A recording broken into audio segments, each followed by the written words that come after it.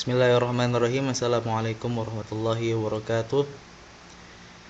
Alhamdulillahirabbil alamin, amma ba'du. Jadi pada kesempatan kali ini saya Fauzan Thorik Jefrizon ingin mempresentasikan sejarah perkembangan usul fiqh ya pada mata kuliah usul fiqh.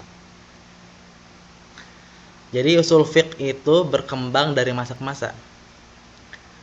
Dari masa Rasulullah SAW ke masa sahabat hingga ke masa tabi'in, bahkan ke masa para imam mazhab. Jadi periode Nabi Muhammad SAW itu dimulainya usul fiqh. Ya. Di zaman Rasulullah sumber hukum Islam itu hanya ada dua, yaitu Al-Quran dan As-Sunnah. Usul fiqh baru lahir pada abad kedua Hijriyah.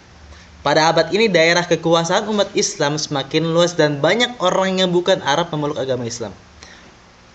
Prototipe usul fiqh demikian tentu telah ditemukan pada masa hidup Rasulullah sendiri.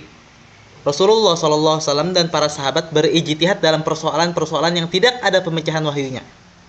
Pemecahan dalam wahyu. Ijtihad tersebut masih dilakukan sahabat dalam bentuk sederhana, tanpa persyaratan rumit seperti yang dirumuskan oleh para ulama di kemudian hari.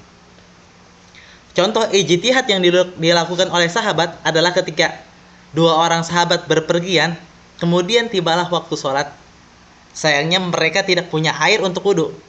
Keduanya lalu bertayamum dengan debu yang suci dan melaksanakan sholat. Kemudian mereka menemukan air pada waktu sholat belum habis. Salah satu mengulang sholatnya, sedangkan yang lain tidak. Keduanya lalu mendatangi Rasulullah SAW dan menceritakan kejadian tersebut. Kepada yang tidak mengulang, Rasulullah bersabda, "Engkau telah memenuhi sunnah dan sholatmu mencukupi." Kepada orang yang berwudu dan mengulang sholatnya, Rasulullah SAW menyatakan, "Bagimu 2 pahala."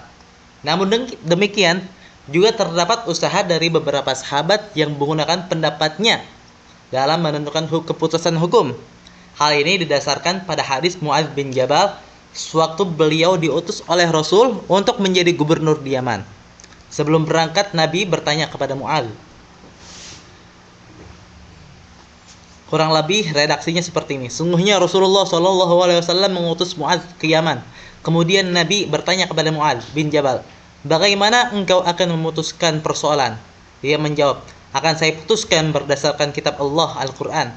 Nabi bertanya lagi, "Kalau tidak engkau temukan di dalam kitabullah?" Dia menjawab, "Akan saya putuskan dengan berdasarkan sunnah Rasulullah." Nabi bertanya lagi, "Kalau tidak engkau temukan di dalam as-sunnah, sunnah Rasul?" Ia menjawab, "Saya akan berijtihad dengan penelaranku." Maka Nabi bersabda, "Segala puji bagi Allah yang telah memberi taufik atas diri putusan Rasulullah SAW." Hadis riwayat Tirmidzi. Dilanjut dari masa Rasulullah ke masa sahabat. Jadi periode sahabat itu yang mana masa ini di mana umat Islam kehilangan dampingan, ya.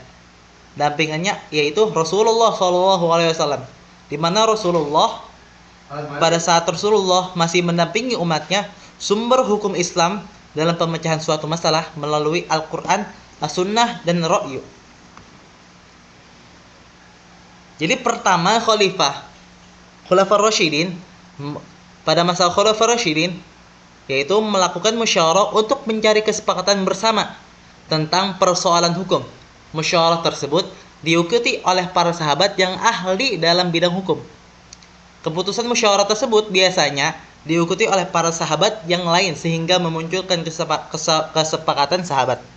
Itulah momentum lahirnya ijma sahabat, yang di kemudian hari diakui oleh sebagian ulama, khususnya oleh Imam Ahmad bin Hanbal dan pengikutnya sebagai ijma yang paling bisa diterima.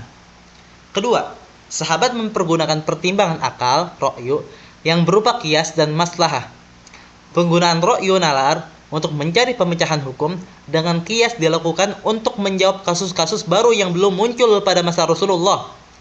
Qiyas dilakukan dengan mencarikan kasus-kasus baru, contoh pemecahan hukum yang sama dan kemudian hukumnya disamakan. Ketiga, Umar bin Khattab memperkenalkan penggunaan pertimbangan maslahah dalam pemecahan hukum, yang penggunaannya pertimbangan maslahah tersebut dapat dilihat dalam pengumpulan Al-Quran dalam satu mushaf. Pengucapan talak 3 kali dalam satu majelis dipandang sebagai talak 3. Tidak memperlakukan hukuman potong tangan di waktu paceklik penggunaan pajak tanah, kharaj, pemberhentian jatah zakat bagi mu'alaf dan sebagainya. Sahabat juga memiliki pandangan berbeda dalam memahami apa yang dimaksud oleh Al-Quran dan As-Sunnah. Contoh perbedaan pendapat tersebut antara lain adalah dalam kasus pemahaman ayat iddah dalam surat Al-Baqarah ayat 228. Dan para sahabat sering berbeda pandangan dan berargumentasi untuk mengkaji persoalan hukum. Akan tetapi, dialog semacam itu belum mengarah kepada pembentukan sebuah bidang kajian khusus tentang metodologi. Lanjut kepada periode tabi'in. Jadi tabi'in adalah generasi setelah sahabat. Mereka bertemu dengan sahabat dan belajar kepada sahabat. Pada masa tabi'in, metode istimbat menjadi semakin jelas dan meluas disebabkan bertambah luasnya daerah Islam. Sehingga banyak permasalahan baru yang muncul. Metode istimbat tabi'in umumnya tidak berbeda dengan metode istimbatnya sahabat. Hanya saja pada masa tabi'in ini mulai muncul dua fenomena penting. Yang pertama pemalsuan hadis, yang kedua perdebatan mengenai penggunaan ra'yu yang memunculkan kelompok Irak yaitu ahli ar-ra' dan kelompok Madinah ahlu al-hadis. Lalu dilanjutkan kepada